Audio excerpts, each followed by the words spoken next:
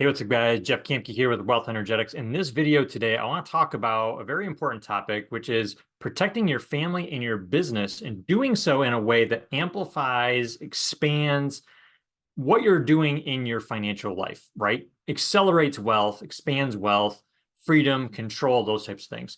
So many of you know I just recently lost my dad, and it's brought up some different perspectives for me, already being in the industry for a number of years, already knowing about this, but when you're doing it from firsthand perspective, it just brings on a new meaning. So I want to share with you some thoughts and some perspectives of what I see out in the marketplace, of what the gurus tell us, what just kind of common societal knowledge is around how do we protect ourselves in the form of life insurance, and really challenge some of the beliefs and some of the narratives out there and give you some strategies that can make sense for you. Make sure you're doing the best thing for you and your family and your business, and also doing things that align with what you're wanting your money to do, and experiencing more freedom and control and experiencing wealth and prosperity in your life. So one of the big things that I see, there's kind of three different things that I see going on right now. And it's just not right now, but seeing it in the world right now, where we tend to think too optimistic about the things that are going on in our financial life. And let me give you a couple examples. So number one, if you sit down with a financial advisor,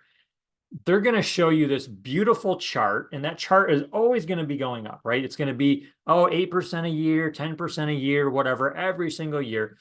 There has never been a 30 or 40-year span of time, or even a 20-year span of time, where there's never been a negative year in the market cycles, right? It's always up and down. And so we're presented this unicorn scenario where it's not going to happen. Our money's not going to grow like that. It's best case, in even not even best case, because best case and reality of what's really going to happen aren't congruent with you're never going to have a down year from the moment you start this retirement account or mutual fund through your retirement, right? That's just fantasy. So that is an expectation that is given to us about what our money is going to do for us. And we're not going to actually experience that. It's going to be less than that because of, you're probably going to go through 2, 3, 4 market corrections over your investing years. If it's a 40-year investment, and from when you start your working career up until you're in retirement, you're probably going to go through a handful of corrections in that time. And a lot of uncertainty in the world right now. We don't know what the market's going to do in the future. So to base our calculations and decisions about what we're doing with our money based on this perfect logarithmic expansive curve, and just look at how the money's going to, you're going to have millions of dollars in retirement, it's going to be fantastic, sets us up with false expectations, right? It's best case, and it's not going to happen.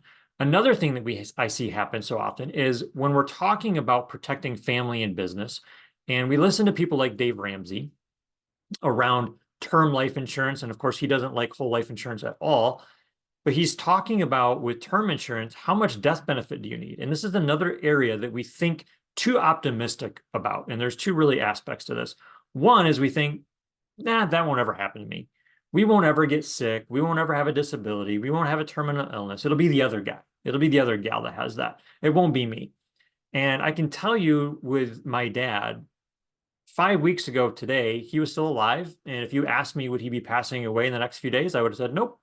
He's recovering. He'll be home in a month or two.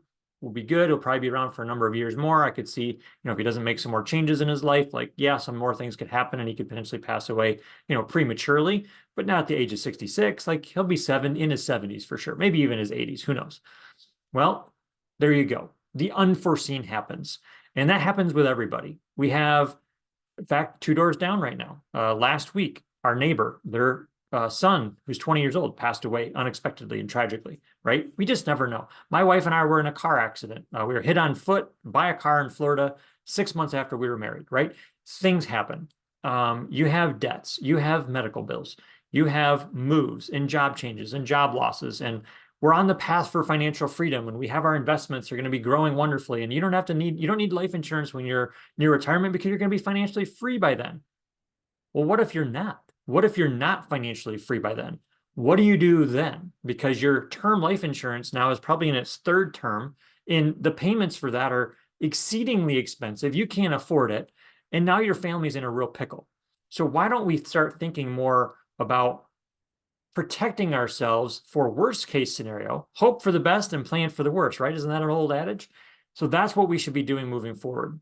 And so when it comes to life insurance, you hear, and I see this even on social media, Dave Ramsey says you need 10 to 12 times your income in a death benefit. So if you make $100,000 a year, you need $1 million or $1.2 million of death benefit. Well, how do you know that's right for you, right? He's not an insurance agent. He doesn't know your situation. He's not looking at your finances. What if you have $500,000 worth of debt?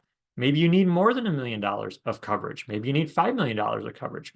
What if you make enough right now and you're scaling your businesses and you know that in the next 5 years, you might be doubling or tripling your income? Or what if you have investments that are really crushing it? What if you're using, some algorithmic bots to trade and you're making 6 or 8 or 10% per month, right? I know some people that are doing that. I know many people that are doing that.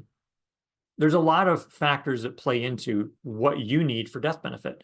And so a lot of times, we talk to people all the time that, what do you have for coverage? Well, I've got $250,000 through my work term life policy. Well, how do you know that's enough? They don't know anything. That just 250 sounds like a good number. Well, we talk to people that they have a $250,000 life insurance policy and they've got $400,000 worth of debt. Well, that's not going to work out, right? If you pass away prematurely, your family's got no income from you and still $150,000 worth of debt to pay off. Like, that doesn't work, right? We need more than that. And there's always the question of, if something happens to me, what situation do I want to be in? Do I want to have to go back to work the next week and pick up a second or third job to make ends meet? Or do I want this tragedy of a premature passing of a loved one or family member to amplify what I want to do, to give me more financial freedom, more financial control, right? That's the perspective we want to look at. And so if we lost a child, I can't imagine if I lost a child, but if I did, I would want as big a life insurance policy as the insurance company will write on them, which is usually about 50% of what the parent has. So if I have $1 million death benefit, then I could get maybe close to $500,000 on the kid, maybe not quite that much, depending on the carrier and some rules and regulations around that, right? But you'd want to do as much as you could, because if they were to tragically pass away, that death benefit can come to you if you're the beneficiary, which if you're the child, normally that would be the case. And that could maybe mean you don't have to work for a year or 6 months, and you could travel or spend quality time with your family, right? And mourn, and maybe go to a business coach, or go to Tony Robbins or somebody that can really help you navigate all the emotions of losing a child, right? You'd want to be able to do that. You don't have to return to work the next week burdened double because I've got this financial need now that I have to cover, like their funeral, and then just all the emotional grieving and everything you need to do. And you can't even do that because you got to go back to work and maybe work more, right? That's a double whammy. And that kind of stress can lead to cancer, can lead to all kinds of physical ailments with our physical body. The stress, you could literally have a heart attack and drop dead from that kind of stress and emotional trauma, right? There's a lot of things that can play into that. So we want to be thinking about, okay, if something happens, I want to be in a better position for it and be able to, maybe put purpose on the back burner, but just, what do I want my family dynamic to be like? If one of my children passed away or a spouse passed away and I've got 2 or 3 kids and they're all still living at home, are we all going to need counseling? Are we all going to need energy work? Are we all going to need extra support and care? Probably. Yeah, you're going to need that. So factor those things in, right? So you're taken care of. And so those few things that I see, we always think, I don't need that much death benefit, or that'll never happen to me, or there's this unicorn scenario with my finances, with how my money's going to grow in an investment.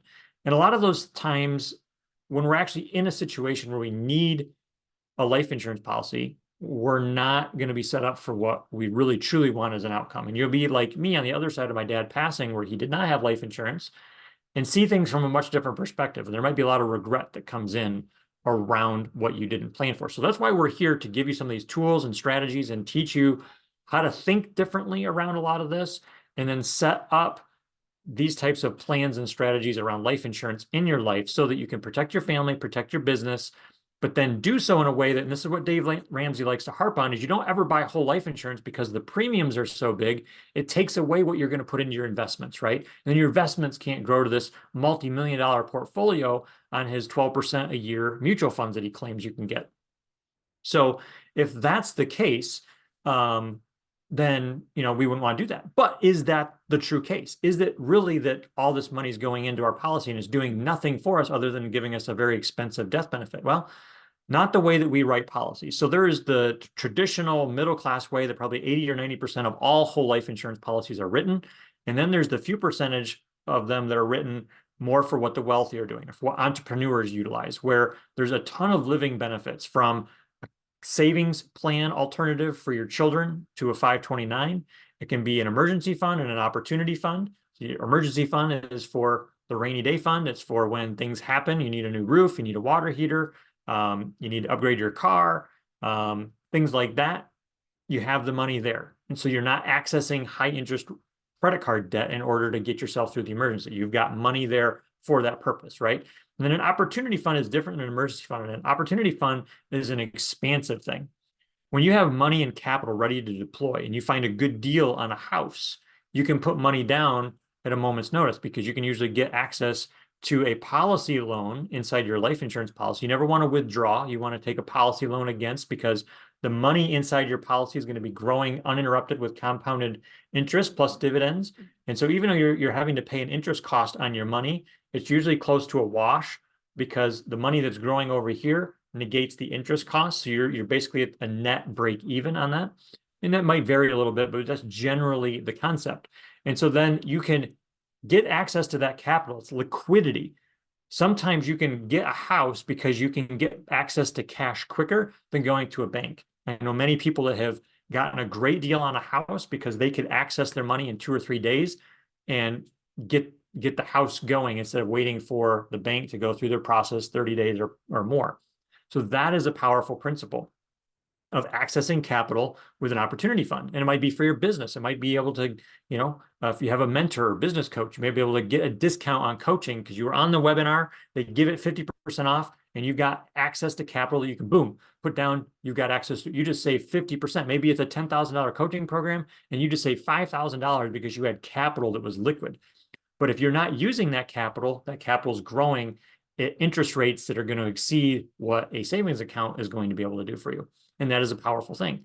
So we want to look at, the bigger holistic nature of it. And we utilize life insurance in that way to amplify things that we're doing. So that is, the first few things. Now, as we get into later stages of life, having cash value inside of a whole life policy can serve as a supplement to and give a guaranteed amount of income for our retirement years, because there's a contractual amount of money that you're going to have growing inside your policy that gives you a foundational bedrock that you can go with more confidence into retirement, knowing the money that's in this policy is giving me $5,000 a month of income, or whatever the number is, right? Whatever your policy is. And then any of your investments, your 401k, your IRA, whatever you're wanting to do above and beyond that, if it's alternative investments, hedge funds, private funds, cryptocurrencies, whatever it is, those can be above and beyond, but you've got a bedrock that you know for certain. So along the way, yes, you've got a death benefit to prepare for worst case scenarios in your family and in your business, but it's amplifying other things that you're doing. It's allowing your money to grow. It's giving you access to the capital. And one of the big principles that the wealthy do is they always want money working for them. The middle class is taught to interrupt compounding, to liquidate money, pay taxes on it, and then have to start the ball over again and save up again. Whereas if we can have money always going into a policy, we're increasing our savings throughout our entire lifetime. It gives us access to the things that we talked about: emergency fund, opportunity fund, savings plan for our children's education or career. It may not be college. It might be something different. Who knows what that'll look like in another 10 years. And so those are important things that it can do for you along the way. Now, let's talk about later years, because if we have a policy that we've been paying into for a number of years and there's a high death benefit and a high cash value, and you develop a chronic illness or a terminal illness where, maybe it's something that you won't be able to recover from, or it's a permanent disability or something that you can actually have access to your death benefit early to pay for those things, maybe in a way that's more in alignment with you. My main mentor, Chris Kirkpatrick, he tells of his father-in-law that had a situation where he had stage 4 pancreatic cancer, was given, I think, like 90 days to live, a very short span of time, because pancreatic cancer is usually a very high death rate. And because they had access to a policy, a life insurance policy's death benefit early, they had a large amount of money that they could do what they wanted to with. They could go seek alternative treatments. And I think we're coming up into close to 4 years later this year that he has been cancer free and he's still alive. He still plays golf, right? If he went the traditional route, he would not be alive to this day, more than likely, because chemo and radiation usually can be what takes you out more than even the disease itself. So that gives you power. It gives you flexibility and gives you control and freedom and amplifies what you're doing. So yeah, you're paying into a whole life insurance policy. And there are a couple term policies that give you those types of living benefits where you can access your death benefit early for a sickness or an illness or something like that. But generally, that's more on the whole life insurance side. And that's why we love utilizing it, because it serves a purpose. And it can also help for long-term care. It can help pay for nursing home needs. It can help do those types of things in the later stages of life. And then the big piece that it does is, yes, it might mean you're paying into it, but it's serving as a way for your heirs to take an up level or maybe a couple levels up in their economic well-being, right? If you have a $5 million death benefit and you've been able to utilize the policy all your living years, it served as opportunity funds, it's helped you acquire real estate, it's expanded your business, it's recaptured interest that you normally pay to a bank for loans, and that money's going back into your policy, which is a whole strategy. Maybe it served as the foundational part of your income for retirement, right? It's done all that stuff for you, but your heirs get $5 million of tax-free income that can go, if they've been trained in wealth principles, they might know how to put that money to work. If they went and secured, you talk to Grant Cardone or Robert Kiyosaki, they might say, go put $5 million down on real estate, and at 20% down, $5 million just gained you access to $25 million worth of real estate. And if that's cash flowing, that's going to be a big amount of cash flow that comes into that family, right? So that just takes them up an economic level. So that is a powerful, very holistic view of what we want to make sure you're protected, and doing so in a way that's in alignment with what you want out of life, what you want your money to do. It's in alignment with your values and beliefs, but doing so in a way that also amplifies. So Caleb Williams, one of our colleagues in this space of alternative finance, he wrote a book called The And Asset, because whole life insurance, the way we write it, which is a fraction of all agents know how to write this in this way, where there's a high cash value, it's dividend paying, it's all the living benefits that we've talked about, and it's providing you the death benefit. That way of doing it is the only asset that is an and asset. Most everything else, if not all everything else, is an either or. So either I put money into a 401k or I do something else with it. There's no other function for your 401k. If you have a traditional savings account with an emergency fund in it, that is a singular purpose account. There's no other and you're really going to get out of that, right? And that's across the board. A 529 savings plan for our children, that's for college savings. That's primarily it. There's no other and about it. Now, whole life insurance, cash value dividend paying whole life insurance, is a flexible instrument that is the most powerful instrument available. And it's primarily only in the US and Canada that you can get it. You can't get this other places around the world. So we're very fortunate to have access to this. It allows us to do all kinds of things throughout our life to amplify what we're already doing with our money. Now, it itself isn't going to grow our wealth tremendously. Now, policies, the cash value and whole life insurance policies, they can outperform mutual funds and index funds, depending on market conditions and what ranges you're looking at. But we're comparing a whole life insurance policy to a savings account. We're not trying to go get investment-like returns because they don't have the same risk profile. Investments carry risk. Whole life insurance has no risk. You've transferred the risk to the insurance company. It's a different dynamic.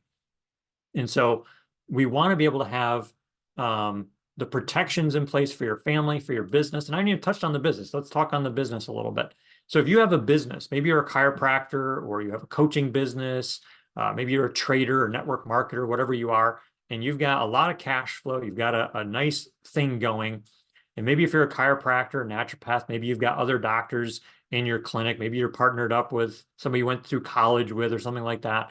And if something happens to one of you, what's your contingency plan? What's your business planning strategy there? And a lot of times business owners, if they're partners, will take policies out on each other, life insurance policies. So if something happens to either one of them, the business isn't subject to, going under or financial ruin.